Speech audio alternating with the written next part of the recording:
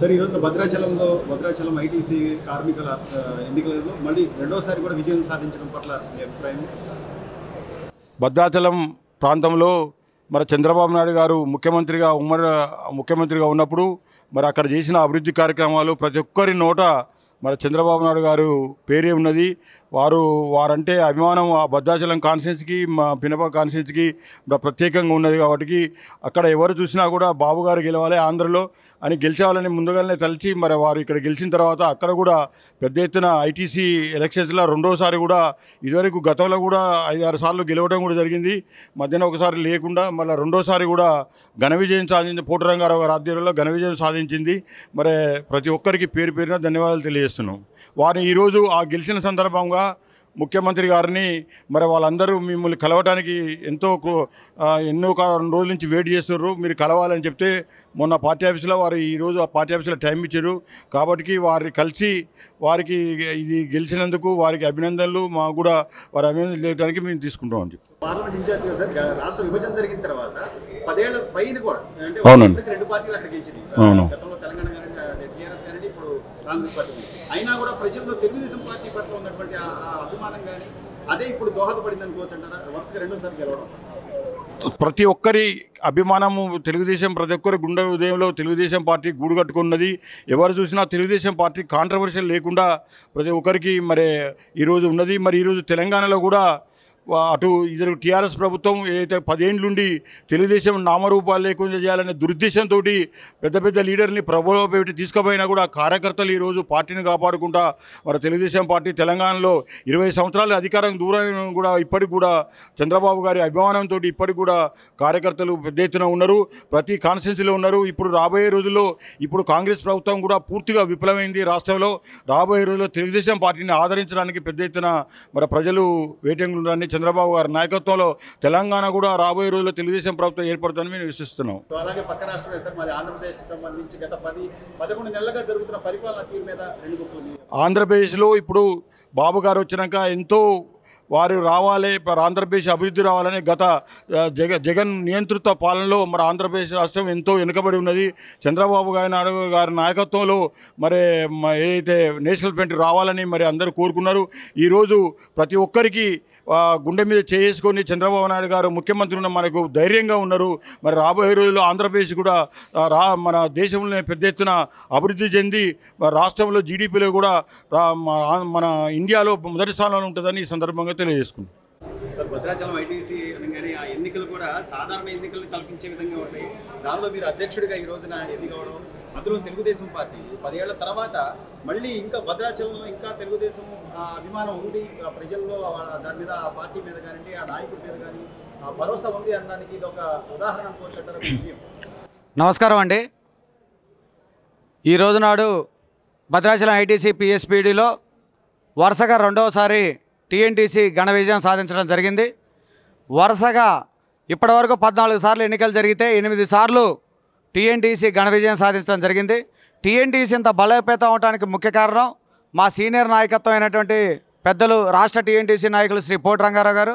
వారు చేసినటువంటి కార్మిక సంక్షేమ పథకాలు, welfare schemes, wages, medical schemes, వీటన్నిటి వల్ల టీఎన్టీసీ అనేది వారి టైంలో వచ్చినటువంటి ఉద్యోగ ఉపాధి అవకాశాలు, వందల సంఖ్యలో కార్మికులు ఉద్యోగోపాధి అవకాశాలు పొందడం వల్ల టీఎన్టీసీ అనేది ఒక బలమైన శక్తిగా రూపుదిద్దుకోవడం జరిగింది.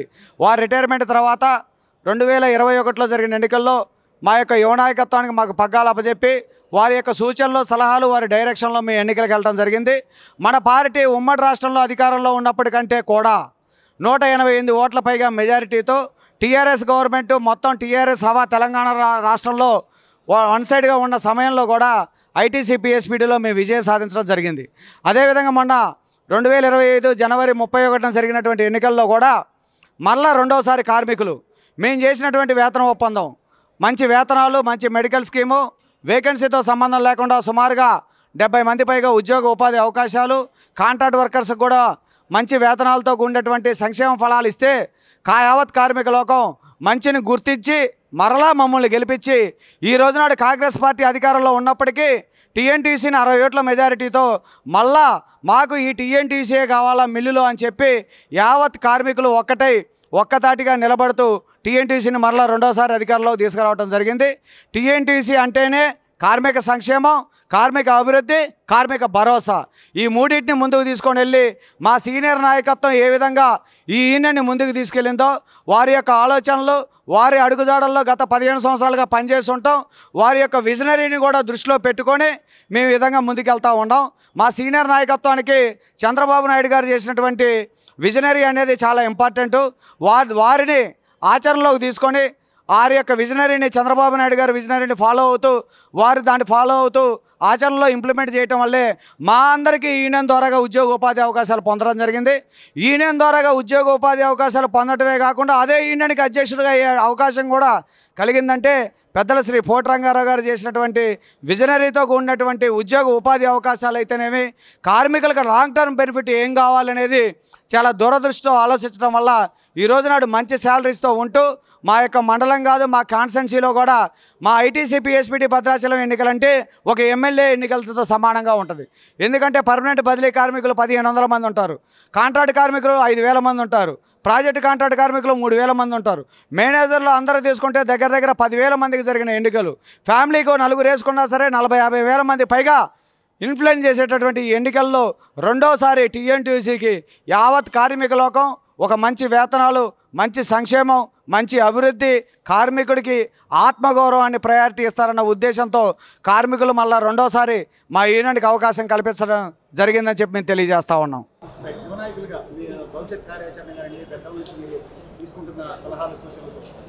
యువ నాయకత్వంగా మేము ఈ రోజు నాడు ఈ ఐటీసీ పిఎస్పిడిలో భద్రాచలంలో ఉద్యోగంలో జాయిన్ అయ్యామంటే పెద్దలు మా సీనియర్ నాయకత్వం గారు ఈ యూనియన్లో ఈ పార్టీ సానుభూతి పరులు ఎంతమంది ఉన్నారో చూసి పార్టీ సానుభూతి పరులందరినీ కూడా జరిగేటటువంటి పర్మనెంట్ పాలసీ రిక్రూట్మెంట్లో యాజమాన్య వారి ద్వారా పెట్టి ఎక్కువ మందికి ఉద్యోగ ఉపాధి అవకాశాలు కల్పించడం జరిగింది. వారి అడుగుజాడల్లోనే, వారి విజనరీతోనే ఒక వేతన ఒప్పందం సక్సెస్ఫుల్గా కంప్లీట్ చేసి మా ఐటీసీ పిఎస్పిడిలో ఎప్పుడూ ఒక యూనియన్ 2 సార్లు గెలిచిన సందర్భం లేదు. టీఆర్ఎస్ గవర్నమెంట్ ఉన్నప్పుడు టీఎన్టీసీ గెలిచింది, మరలా కాంగ్రెస్ గవర్నమెంట్ ఉన్నప్పుడు మళ్ళీ టీఎన్టీసీ గెలిచిందంటే కార్మికుల పట్ల ఈ యూనియన్ చిత్తశుద్ధితో పనిచేస్తుందనడానికి నిదర్శనంగా తెలియజేస్తూ ఉన్నాం. మన యూనియన్కి, టీఎన్టీసీ యూనియన్కి పటిష్టమైనటువంటి కార్యకర్త సమూహం ఉంది.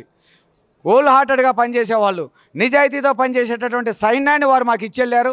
వారికి బేస్ తయారు చేసి, స్ట్రాంగ్ బేస్ టీఎన్టీసీకి తయారు చేసి వెళ్తే ఆ బేస్ మీద మేము కేక్ వాక్ లాగా ముందుకెళ్తూ చాలా క్లియర్గా ముందుకెళ్తున్నామని చెప్పి తెలియజేస్తా ఉన్నాం.